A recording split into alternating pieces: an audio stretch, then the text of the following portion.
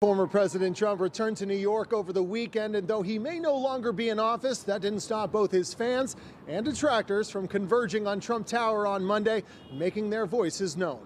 No one is above the law. No one is above the law. In his first return home to New York since leaving the White House, Donald Trump's presence in the Big Apple proving as impactful as ever. I'm so happy he's back. Yeah, we miss him and we need him. We love him. Trump's return to New York coming just days after hundreds of supporters unveiled this Trump 2024 flag on Fifth Avenue, pleading for the 45th president to run again in 3 years. He will be back in 2024. I can promise you that. Tax evasion. Guilty, guilty, guilty. And while some are happy with Trump's return to New York, his critics sure to make their views known. He is a seditious man, he is a racist man, he is a misogynist man. Can I ask you, what is Donald Trump guilty of? What is he guilty of? He's with Newsmax. What is he guilty of? Is guilty. What is Trump guilty of? Is guilty. Guilty of what? Trump is I've traveled around the country for the last 4 years, and I would say that New York is probably the safest city to make your voices heard. But while many Trump supporters in New York may share that sentiment, some still feel the need to hide their support in fear of retribution. Do you feel attacked here in New York City being a Trump supporter? Yes, that's why I have to hide my hat under my hood. You are not allowed to express your thoughts. You cannot say, okay, I support Donald Trump. The man is out of office. They got what they wanted, so I don't really know why they are still wrapped up in Donald Trump. For Newsmax, Mike Carter, New York City. So let's bring back in our panel to discuss that as we continue to monitor the situation at the White House and wait for President Biden.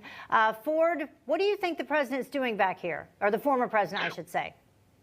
Well, I'll tell you what he's doing. He's trying to build back his empire, which took a big hit because he chose to serve as our president and commander-in-chief, and a lot of people tried to make him pay the price for it. Plus, the Democrats aren't letting it go now that he's out of office. They want to chase him out of public life and all life by basically abusing the legal process. So Donald Trump is trying to fix back his empire, but I still think he may still be the Republican nominee in 2024. Isabel? I absolutely agree with that, Ford. And how great is it to see such outspoken support for our president, former president, Donald Trump, there in Manhattan. What an incredible sight to see Americans taking to the streets and voicing their support for conservative ideas. It's so important to note that President Trump's legacy and impact is so much bigger than a campaign debate on the campaign trail or even sitting in the Oval Office in Washington, D.C. This is a cultural conversation about what it means to make America great again. And the American people have not forgotten that legacy. They're going to carry the torch forward towards 2024 and hopefully beyond. Yeah, and the big question, Bob, we've talked about several times, the impact that the former president will have in terms of candidates who choose to run in either 2022 or 2024. Yeah, we had another announcement today of a senator, Senator Blunt from Missouri, who says he's not running, fifth GOP person. And obviously, those are going to be 5 opportunities for Trump-like or Trump-supporting candidates to come on board. I feel like we're going through phases now. Initially, we got the licking your wounds phase from President Trump. He obviously was bothered by some things that happened.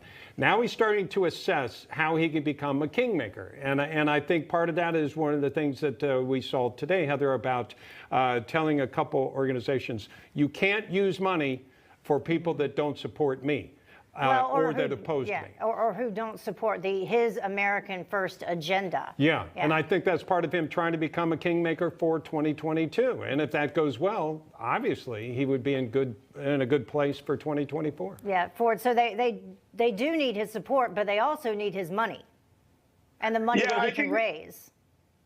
That's exactly right. There is no question about it that President Trump is the most prolific money raiser in Republican and conservative circles. I think the media is getting a little out of hand here when it's talking about the letters that he sent to the RNC, the NRSC, and the House committee arm about cease and desisting. Remember, before Donald Trump became president, he was a master and a wizard when it came to branding and licensing. And while the media wants to make this about GOP palace intrigue, what it's really about is licensing and branding in a smart way to do it, because he doesn't want that brand watered down. He doesn't want it misappropriated for things that might not necessarily push the America First agenda. Yeah. Isabel, what about that? I mean, because it's been up for discussion today because of the controversy that has been fed by a lot in the media, saying that he shouldn't have done this and he shouldn't have kept or he shouldn't keep the RNC from being able to use his image to raise money for all candidates, all Republicans.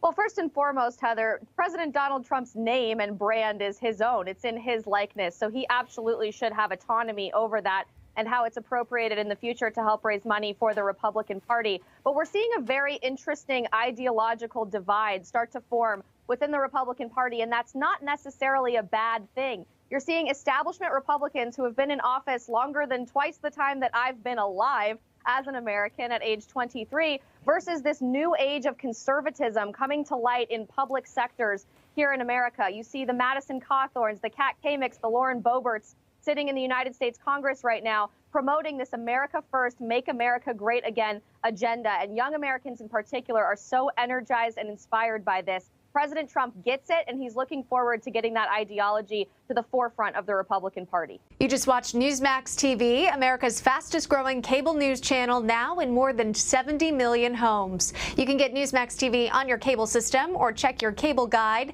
And if your system doesn't carry Newsmax, call them, tell them you want Newsmax TV, because we're real news for real people.